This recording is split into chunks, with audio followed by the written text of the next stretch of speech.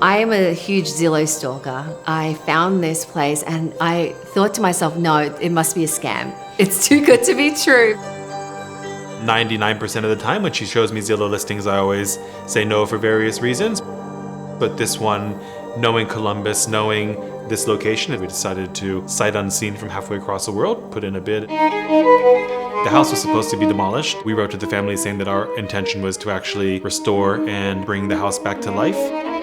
When we finished the renovation, we invited the family over. George's wife Vivian was actually in tears of happiness seeing what we've created.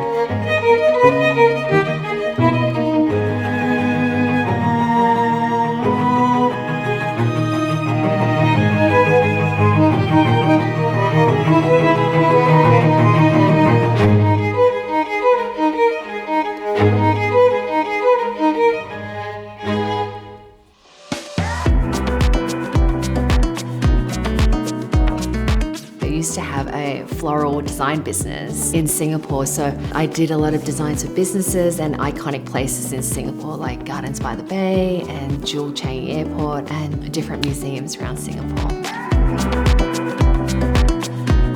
When we first met, it was in a bar through some friends. Ted introduced himself and he said he's from Ohio. And I said, Ohio? Don't you guys have great potatoes there?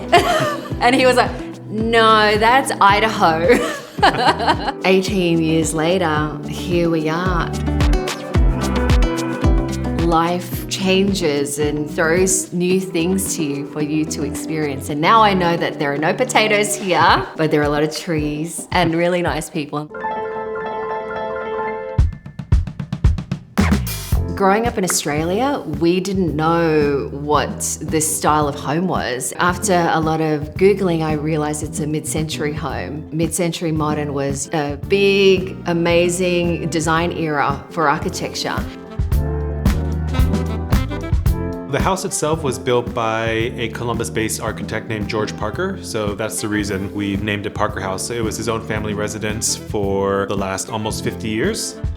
The sofa we have in the back, it's from Adrian Purcell, who was a huge mid-century designer for furniture and decor and an architect. Teddy and I met in Singapore. It is such a huge hospitality hub, and not just for great hotels and experiences in Singapore, but we did a lot of traveling to Thailand and Bali and Australia, Sri Lanka. So we took a lot of our experiences. Everywhere we went, we were like, oh gosh, wouldn't that be nice? Isn't that a nice detail? And so I think for us, all these little things were in our memory bank for such a long time. You could pretty much point at any piece around the house and we can give you the story of where we found it.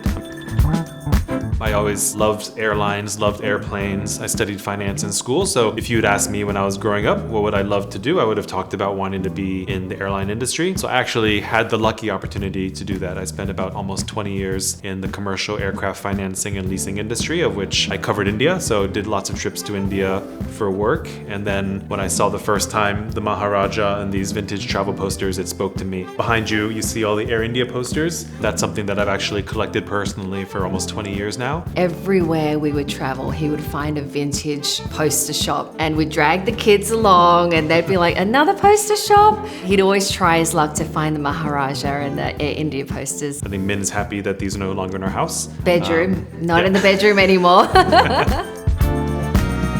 The first time we walked into the house, there were certain things that we were adamant had to stay. The powder room wallpaper is an amazing wallpaper, which pretty much everyone that's seen it has fallen in love with. Whatever we could salvage from the home, we tried our best to do that. We believe in restoring and making things that used to be beautiful, beautiful again. So if it was repainting something a little bit or, cleaning something, that was really important for us to keep as much of the original home and its bones as possible.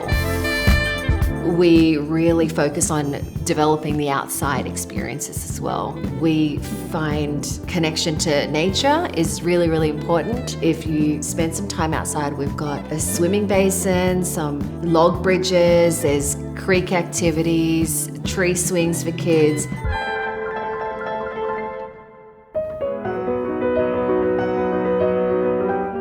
Part of me actually thinks that it would almost be selfish for this property to be for the sole use of only one person or one family. Because it's such a special place, We actually do like the fact that this is a short-term rental that anyone can experience. We're experimenting and we don't need to necessarily follow a formula. If it doesn't work, we shift it. We're just trying to experiment all the time, just embracing and not being too rigid with any decisions that we make. And we're okay with that for now.